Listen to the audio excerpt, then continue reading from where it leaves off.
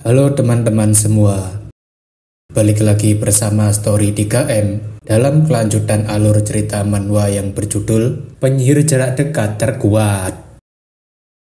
Baiklah, langsung saja kita masuk ke dalam alur ceritanya. Pada chapter sebelumnya, Irene menyarankan agar Luwin membuat rute dagang baru melalui Gunung Selatan untuk menuju ke Kekaisaran Renak. Namun ketika Luwin menceritakan untuk membuat rute perdagangan baru, Ardell mengatakan hal itu mustahil untuk dilakukan. Luwin menanyakan, kenapa hal seperti itu mustahil untuk dilakukan? Apakah karena wilayah mereka tidak memiliki cukup dana? Ardell mengatakan dirinya sudah pernah mencobanya, namun semua orang yang berada di dalam serikat dagang di Danau 8 menolak permintaannya. Luwin menanyakan kenapa mereka menolak, dan Ardell memberitahu jika dari sudut pandang para pedagang, wilayah Ardell tidak memberikan keuntungan apapun.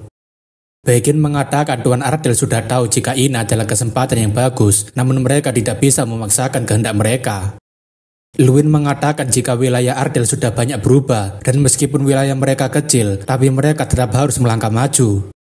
Dalam pikirannya Luwin, hanya karena serikat dagang menolaknya sekali, mereka tidak bisa menyerah pada sesuatu yang memegang harapan besar bagi semua orang. Luwin mengatakan mungkin saja proposal pengajuan yang dilakukan oleh Grand Campion bisa membuat mereka berubah pikiran. Ardell merasa jika perkataan Luwin ada benarnya juga, bahkan dia juga telah menyelesaikan insiden dengan Monjo, jadi tidak alasan bagi dirinya untuk menghentikannya. Ardell kemudian mengatakan agar Luwin bersiap dan beristirahat terlebih dulu sebelum berangkat, dan Luwin mengiyakan. Setelah keluar dari ruangan ayahnya, Irene menanyakan apakah Luwin akan benar-benar pergi ke Danau 8. Irene mengatakan mungkin saja Luwin akan menjadi seorang imigran ilegal seperti dirinya, dan Luwin menanyakan apa maksudnya imigran ilegal. Luwin menanyakan apakah Irene menyeberangi perbatasan wilayah Ardell tanpa menggunakan surat izin, dan Irene membenarkan. Luwin menanyakan bukankah berbahaya jika Irene menyeberangi perbatasan terpencil seorang diri, dan apakah dia memang seberani itu. Irene mengatakan meskipun dirinya berani, tetapi dirinya tidak sebanding dengan apa yang dilakukan olehnya, dan Luwin menanyakan apa maksudnya. Irene mengatakan bukankah di waktu Grand Festival, Luwin menerobos penginapan sekolah lain dan menggunakan metode barbar dalam festival. Terlebih lagi, bukankah Luwin juga membuat keributan di wilayah orang lain hanya untuk menyelesaikan suatu masalah? Irene mengatakan agar setara dengan orang seperti Luwin, hal seperti ini adalah sesuatu yang sepele karena dirinya berniat mengejarnya. Luwin berpikir, sepertinya apa yang dikatakan oleh Irene ada benarnya juga, jadi tidak seharusnya dirinya memikirkan hal itu.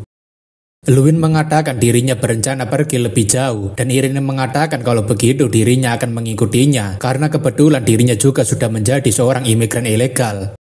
Luwin dan Irene pada akhirnya pergi bersama menuju Danau 8, dan mereka memutuskan untuk menyeberangi Gunung Selatan untuk melihat-melihat jalan di sekitar. Karena medannya yang kasar, Irene jadinya menggunakan sihir kompas untuk menemukan desa tersembunyi yang berada di sekitar Gunung Selatan. Tapi tentu saja, hal itu membuat Irene dan Luwin melanggar peraturan yang melanggar penggunaan sihir selama liburan. Beberapa saat kemudian, Luwin dan Irene akhirnya menemukan sebuah pemukiman terdekat dan langsung pergi sesuai dengan arah yang ditunjukkan. Namun sayangnya, tracking magic Irene malah mengarah ke monster humanoid yang membuat mereka malah masuk ke dalam sarang werewolf dan membuat mereka dalam bahaya. Namun untungnya, sekumpulan werewolf ini bukanlah masalah mengancam bagi Luwin karena dirinya sudah berlatih bersama dengan para ogre selama sebulan.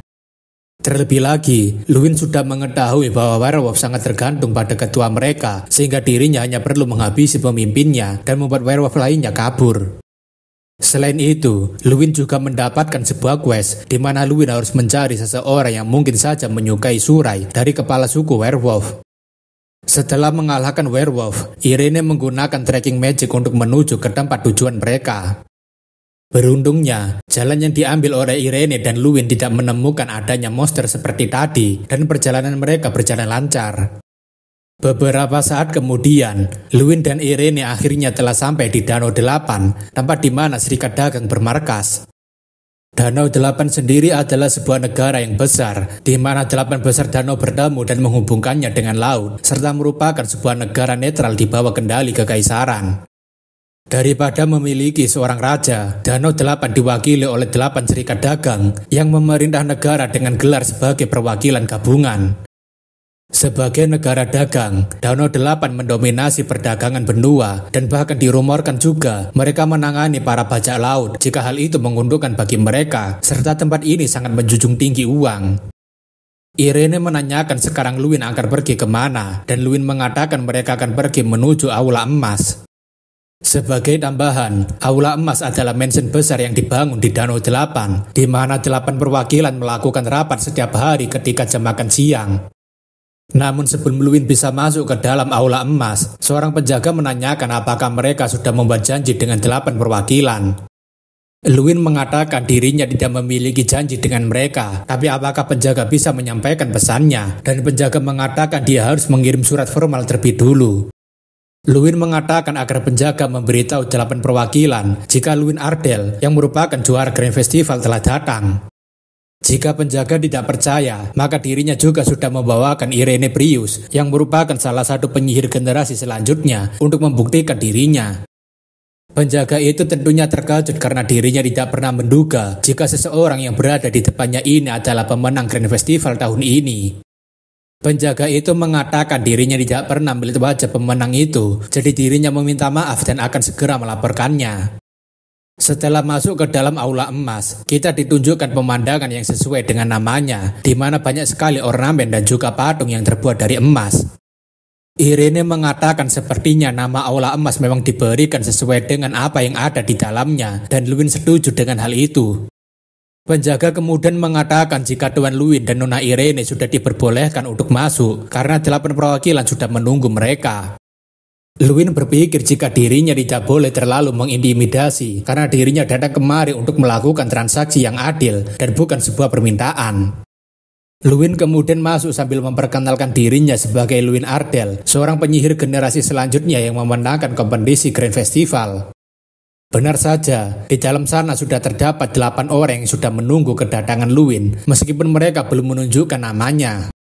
Pertemuan antara Luwin dengan 8 perwakilan seperti sebuah rapat meja bundar, namun untungnya mereka tidak ada niatan untuk merendahkan Luwin.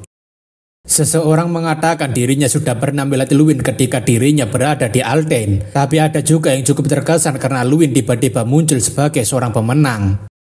Si Konjreng Brewokan, atau mungkin kita sebut saja sebagai Agatsuma, dia menanyakan apa yang membuat tuan penyihir terhormat generasi selanjutnya ini datang ke tempat kecil seperti ini. Luwin berpikir rupanya gelar sebagai pemenang Grand Festival memang sangat berharga, meskipun dirinya khawatir karena datang tanpa pemberitahuan, tapi sepertinya mereka bisa berbincang. Seseorang mengatakan sepertinya akan sangat menguntungkan jika bekerja sama dengannya demi keuntungan serikat, tapi orang lainnya mengatakan jangan terburu-buru. Luwin kemudian mengatakan jika tujuannya kemari adalah untuk melakukan negosiasi perdagangan antara wilayah Ardell dengan Danau 8, tapi itu malah membuat suasananya jadi cukup suram. 8 perwakilan itu tampaknya tidak langsung menjawab pertanyaan Luwin dan masih memikirkan sesuatu. Strang mengatakan sepertinya Luwin malah membuat suasananya jadi kacau, tapi Luwin mengatakan padahal dirinya ingin langsung saja ke intinya. Seseorang mengatakan sepertinya dirinya pernah mendengar tentang wilayah Ardell, dan pria satunya mengatakan Ardell adalah wilayah di lokasi selatan negara kecil Radian. Camelia mengatakan sepertinya kepala wilayah Ardell juga pernah datang kemari, tapi mereka menolaknya dengan keputusan bulat 8-0. Camelia menanyakan kenapa waktu itu mereka menolaknya, dan Emo mengatakan karena tidak menguntungkan bagi mereka, terlebih itu hanya akan menjadi penjualan satu pihak. Luwin tampaknya sekarang paham alasan kenapa mereka langsung menolak perdagangan dengan wilayah Ardell adalah karena mereka tidak memiliki keuntungan berdagang sama sekali. Agatsuma mengatakan kalau begitu sepertinya tidak ada lagi yang perlu mereka bahas, sebab wilayah Ardell memang tidak bisa memberikan keuntungan balik pada mereka. Luwin berpikir mereka ini benar-benar seorang pedagang, karena setelah mendengarkan sesuatu yang berbanding terbalik dengan ketertarikannya, mereka akan langsung mengubah sikapnya secara drastis. Meskipun dirinya adalah penyihir generasi selanjutnya dan juga tuan muda wilayah Ardell, tapi mereka hanya memperlakukan dirinya sebagai tuan muda Ardell saja. Bagi para pedagang ini, tidak ada untungnya menjalin hubungan dengan tuan muda miskin dari daerah pedesaan yang mencoba mencuri uang mereka. Luwin merasa jika tatapan mereka yang dingin sangatlah jelas, tapi Strang menanyakan apa yang akan Luwin lakukan kali ini. Luwin kemudian mengatakan, sayang sekali karena dirinya harus melihat reaksi seperti ini, padahal dirinya masih belum memulai presentasi proposalnya.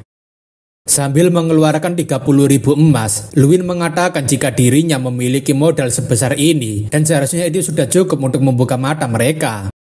8 perwakilan tentunya sangat terkejut karena jumlah 30.000 emas itu bukanlah sesuatu yang kecil, bahkan itu mungkin setara dengan anggaran sebuah negara selama 1 tahun. Luwin menanyakan bagaimana pendapat mereka tentang proposalnya kali ini, apakah mereka tertarik untuk melanjutkan kesepakatan ini.